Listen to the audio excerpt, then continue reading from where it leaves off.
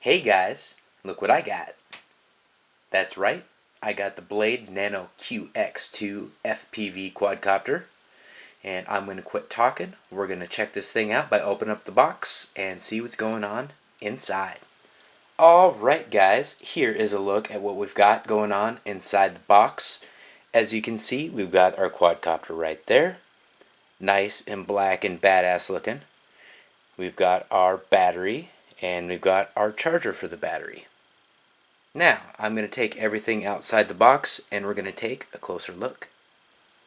Alright guys, one other thing that comes with it are the props and the manual, and we've got some stickers there if you want to do some FPV racing, which is pretty cool. So now we're going to talk about the quadcopter itself. One really cool feature that I noticed right away is this comes with a lens cap to protect the lens. I like that. I like my lenses to be clean and not dirty, so being able to keep that nice and clean is a very, very handy thing.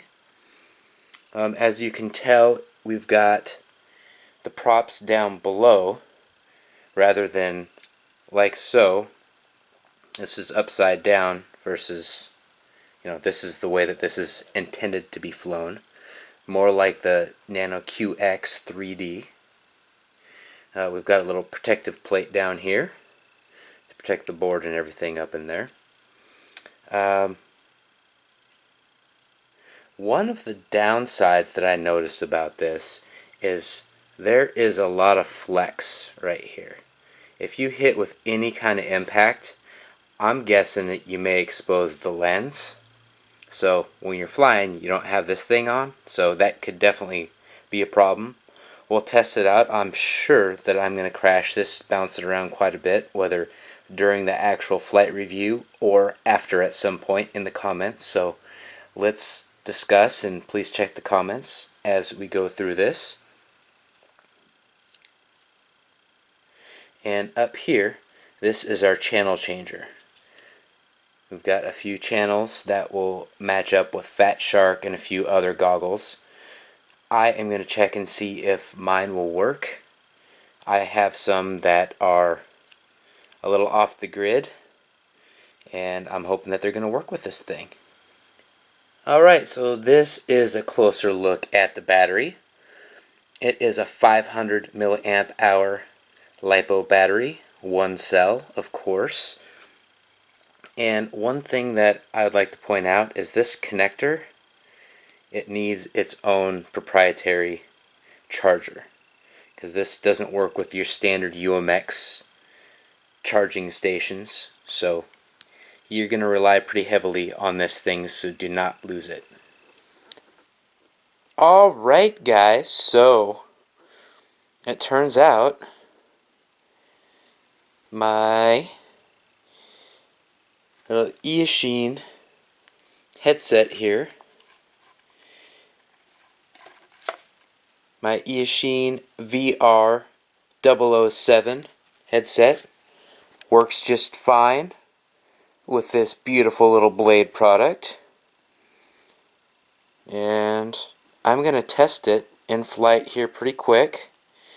I'm going to do it without the goggles first, but I want to show you guys the camera quality and what it looks like through these goggles. I do not have a DVR on this, so but I did want to show you how this camera looks through my goggles. Again, these are cheap $80 goggles I got from banggood.com. So if you want to get this quadcopter but don't want to spend a ton, you're new to FPV, whatever, don't want to spend a ton, you can do that. You've got options that will work with this beautiful, beautiful little quadcopter here. And we are going to fly this coming up next. Alright guys, here is our maiden flight. We are going to do this in stability mode. There's two flight modes. One is stability, one is agility. Indoors in this environment, and especially with my skill set with this specific quadcopter, we're going to keep it on stability mode for right now. And here is the maiden flight. Alright, so far so good. It feels nice and smooth, just like every other Blade product I've ever flown, at least for the most part. It's not terribly quick, at least on this setting, and that's okay. I'm going to use this more or less as a learning mode. I'm flying this with my DX6.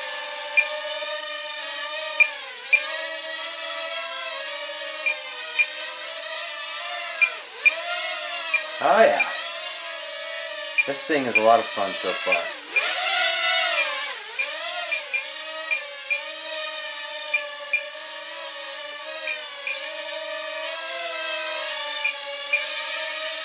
Oh yeah.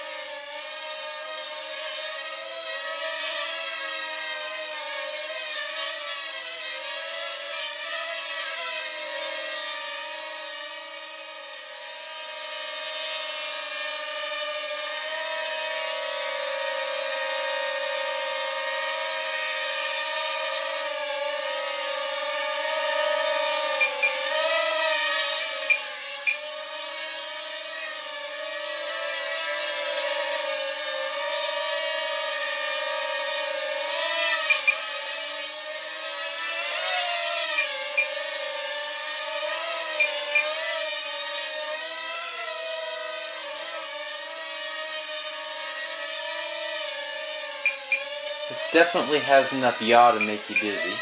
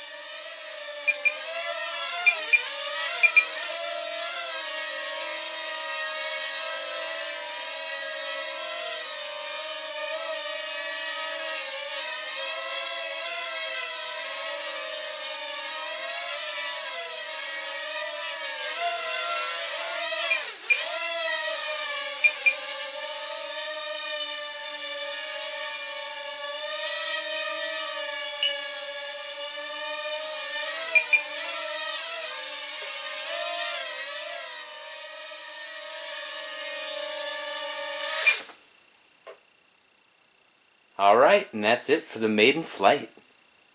One thing that I do notice in flying it, it does not have any lights.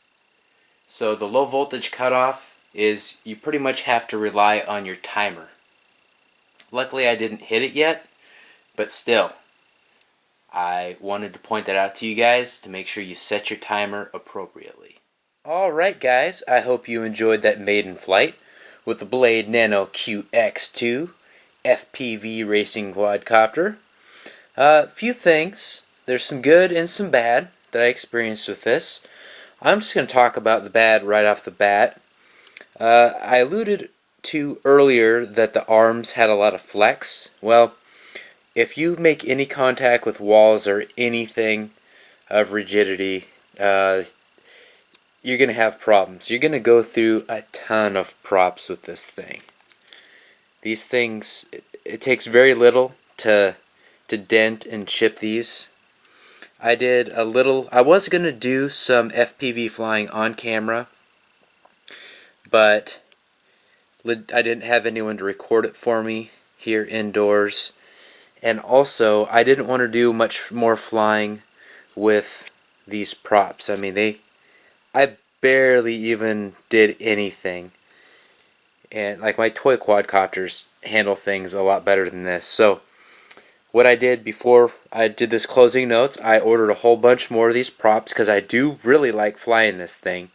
And it's going to be great for me to learn how to fly like my buddies in FPV. That way when I graduate to a bigger quadcopter or use my Assassin 180 with FPV more, that will be totally fine.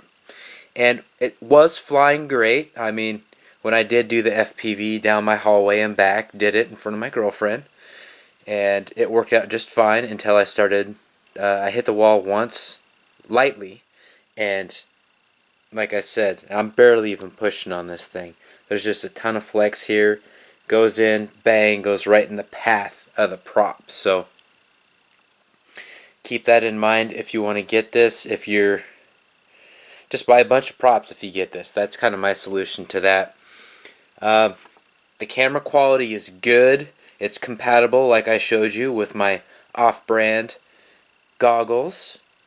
Nice, stable flight. Even after I dinged up the props a little bit, it made a little bit more noise, but it still flew nice and stable. I was able to trim it in just fine. And it's an extremely easy FPV flight setup. You really don't have to do anything. You don't have to mess around and clean flight. Really, you just bind it, find the right channel, and you're set and ready to go. Now, another con is the cost of the battery. You're talking $13, $14 for a little 1S battery, which is a downside to me. But overall, I really like this thing, and it's going to be a great learning tool for me in the FPV realm. So like, comment, and subscribe so you can check out future videos with me actually flying this via FPV. And GB Linden,